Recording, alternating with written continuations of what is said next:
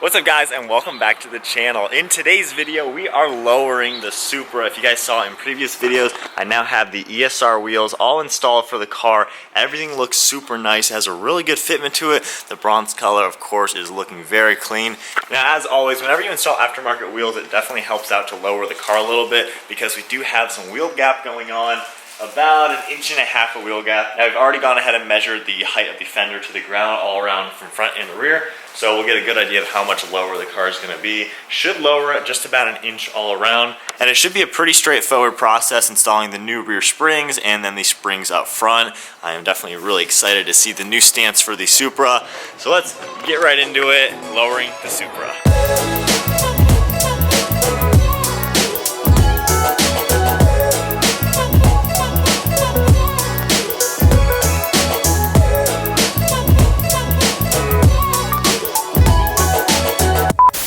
A few moments later. So our initial plan was to show you a time lapse of getting the first one done just so we could get our bearings with it. Honestly, that was a 3-hour major pain in the butt. So we're going to show you the other side a little bit better detail, hopefully instructing you how to do it. Real quick, we'll go ahead and show you what I got. So these are the new springs for the car, H&R lowering springs. I have a lot of super friends that have these on their cars. Seems to be the best in the business. But here is the final product. We have it all installed. This honestly was a major pain in the butt. And do not take this video as a 100% step-by-step tutorial. We are going to show you step-by-step how we're doing it. But if you're seeing any methods that might not be up to the standards of professional or whatever, it's kind of what we had to do. So the first thing that we're going to do is disconnect some of the cables for the electronic suspension. So we have a plug right here. You just kind of pinch it and pull it out. Super simple. There's another one in the back. Same deal. And pull this right out of the spot. Same with this piece right here. And then with those all out, you're going to wiggle this piece off. You might need a flathead to help get these edges off, but that'll just come right off. Sway bar end link, that's just one bolt. You're going to want to take that off. And then I should be able to pull the sway bar end link right out. And then next up, we're going to move on to this bolt right there. That kind of clamps in the strut into this whole hub assembly.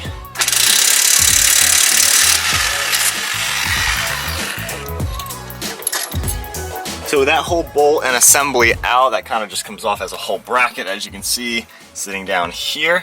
Next up, I'm actually going to take off the tie rod end link, which is right here. That is a 21 millimeter. There's the whole tie rod end right out now. So here's kind of the way I guess you're supposed to do it. I'm gonna basically pry this to open up that little gap there. He's gonna push down, and we have that there in case it falls. But with me trying to pry it, like there is no movement. Yeah, it's like spot welded. I'm wiggling it like, I don't know.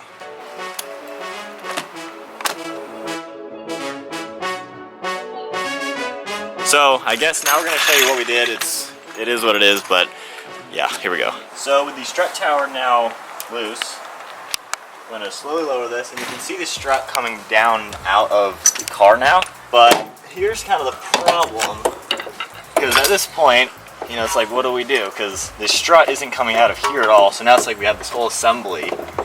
Like, this is ridiculous, you know? From this angle, we're just gonna push this down and pull the strut out and literally disassemble it on the car, because there's no movement here whatsoever. I don't know why, it should, but there's zero movement whatsoever at all.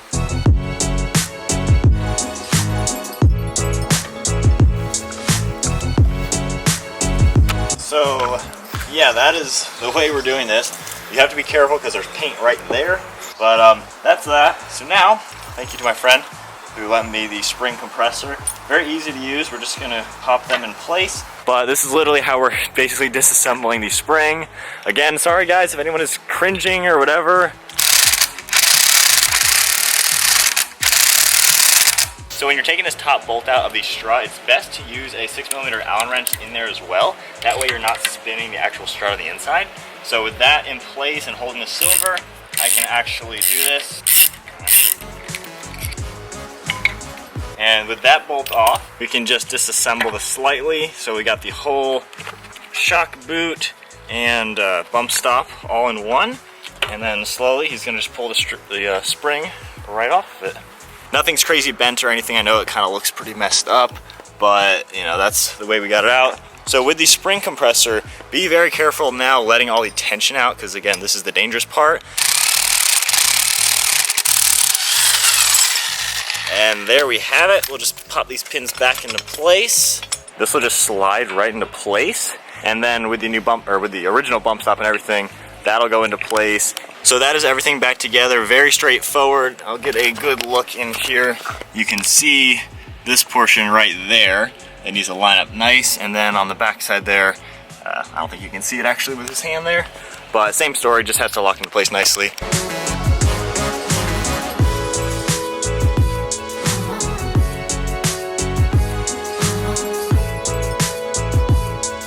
So right now Mike's got the bolts for the strut tower. I'm just gonna lift this into place. Turn it 90 degrees. Right about there? Yeah. There are pins on that haft, or whatever you wanna call it, on the top of the strut. Those line up. All right, I got 2 of them in. Just holding that in place. Yeah, I got 3 in now. Next up, I'm just gonna take the tie rod end and line that up. And so that's in place. All right, so now the end link is nice into place. And now it's just tighten everything up, put everything back together, and that is a completed front lowering spring on the Supra. So we retorqued all the bolts, made sure everything is nice and tight already. It looked pretty insane. I'm already loving this wheel gap. It does look a little weird right now. We'll just go to the rear again with all this wheel gap.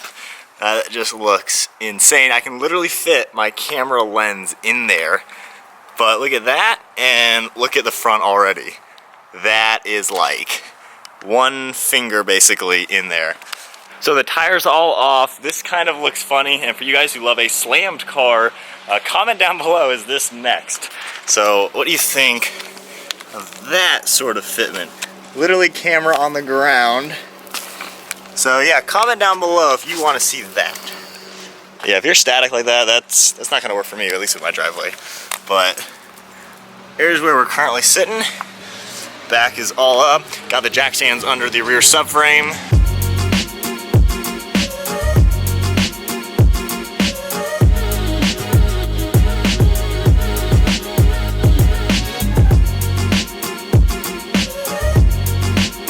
Now, one more to go. We are 75% of the way done on giving this Supra a 6 stamp.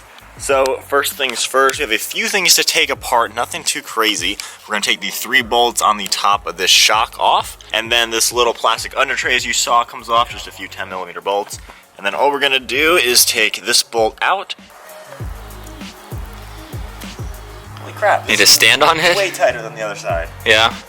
Whoever puts together BMW suspension. Why is this one like, what am I doing? Man. They are very tight. So right here, we're needing to lower this from there. So we'll just take a pry bar just to gently pull this down a little bit. There you go. There we go. Alright, so now you can see how these are separate. There are 2 more brake lines, I believe. Just pop them off the bracket. That way they don't get pulled. So now, pushing that. So there is that one piece, and then the spring, a little bit easier to get out now. All right, there we go. So it's a little bit shorter, kind of hard to tell. And then when you're gonna put all this back together, this top piece, kind of like we showed you with the fronts, there's only one way for these to go. It kind of locks in the center, but you need the spring to line up with the backing, like it kind of stops right there. This might be easier. So like that, and then, so just like that, we're gonna lift it back in place. That'll line up, and while he's doing that, you just wanna double check your spring, make sure that is setting correctly. We loosened this bolt right here just to put some less stress on here. So using the pry bar, you can see these holes right here. We're just gonna kinda pull it together like that. And once I get it lined up, I will slide this bolt back in place. A little bit harder than it looks. All right, so later in the day, the sun has completely gone away, as you can tell. All finished with the project. It took us all day. It's like 5:30, 6 o'clock now. We started around 11, so 7-hour job-ish. but I went ahead and did all my measurements. It is definitely about an inch lower up front. As you can see, that is the new line right there. The stock front line is right where these arrows are pointing to, so right here. So this is a solid 1 inch lowered for the front. And then taking a look at the rear, the stock height was up here, so it's about 3/4 of an inch compared to stock. So about an inch lower up front and 0.75 in the rear. So now let's jump to tomorrow and check out some 6 shots of the car.